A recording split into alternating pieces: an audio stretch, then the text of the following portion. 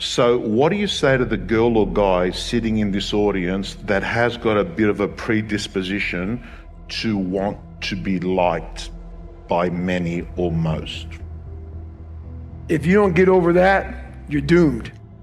Because what happens is this, you start to create a whole bunch of people that aren't even yourself.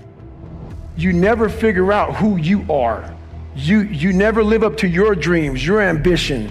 You live up to what whoever is around you that you like so much, that you want to emulate and be like so much, you live their dreams. You lose your power. You lose your power. The ultimate power is owning yourself. I had to reinvent a human being. I sat at home for so many fucking nights by myself, broken, not just physically, mentally, spiritually, but then I sat back and said to myself, I invented a motherfucker. I actually sat back when I was fat, nasty, out of shape, miserable, and created a human being in my mind that didn't even exist, and said, that's what I want to be. I want to be that guy. I want to be a guy that's capable of doing exactly what I'm doing today. And you have to, if you weren't born that guy, that mentally strong guy, he can be made. Woman, man, whatever the hell you are, it can be made. But in making that person, you have to be able to turn down book deals. You have to be who the fuck you are every day of your life, and never care about anybody who gets in your way that said you're not doing something the proper way. I was always afraid of people not wanting to, like when you get beat as bad as I did, I lied all the time. I wanted to be accepted and loved and all that shit that I created about 50 people. Whatever you like, I like. Just if you would be my friend, just be my friend. And that's where we get lost in life. When I post about suffering, this whole new kinder, gentler, soft ass fucking world, they just fucking, oh God, this is horrible. We talking about, no, suffering, if you know how to do it without making it out to be like, I'm not talking about you have to go through cancer, but I guarantee one thing, man, I bet you a better motherfucker mentally, if you look at it the right way. Everything I went through in my life, every bad fucking thing I went through in my life, the 2 heart surgeries, all the name calling, everything I went through.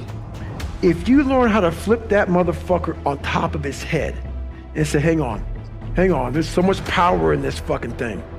And if you look at life as it is a trial ground, a testing ground for where you need to belong, where you need to go. Suffering is a fact of life. If you look at suffering the right way, it's a great tool to callous your mind. If you look at it as suffering, woe is me, this is bullshit, God, kicking rocks. If you look at it like, okay, motherfucker, you're testing me now. I get it. Whenever I'm being like depressed, I go through depressed moments, I go, oh, hang on, I'm getting tested. So you have to be aware of all the signals and signs that are being given to you from the world.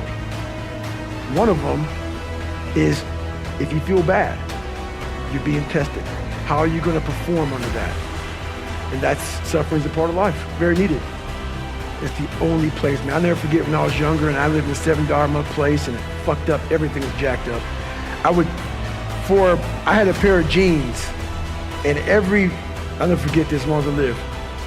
You know, first day of school, people go school shopping, right? Week out, 2 weeks out, maybe a month out. You didn't have any money to do that.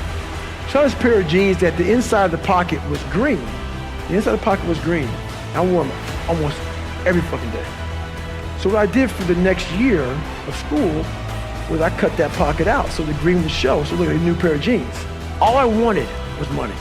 All I wanted was a nice car, was a nice home. The second I got the fucking money to do it, I realized, bullshit. That's why I don't own a car, I don't own a place, I don't own shit. You will see me wearing the same fucking shit every fucking day. Nothing. What I realized is all I wanted in my life